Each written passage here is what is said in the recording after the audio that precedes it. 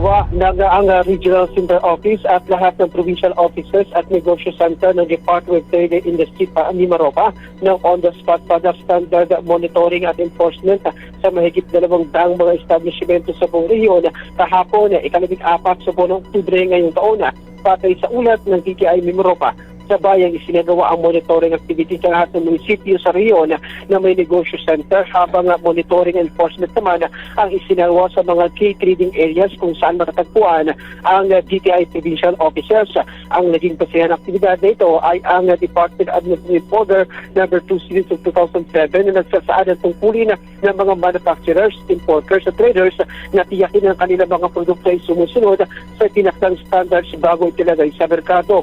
Ang produktong sakop nito ay mga nasa Bureau of Philippine Standards at Mandatory Product Certification List, kabilang electrical appliances, construction materials at iba pa.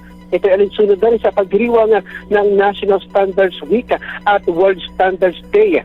Itiniyak naman ng TTI na regular na nagsasagawa ng buwanang monitoring at enforcement ang ahensya upang matiyak na patuloy na sumusunod ang mga establishmento sa itinakdang mandatory product standards. Ako si June Vice Bantakulo ng GMA sa Radyo Palawan. Dapat totoo.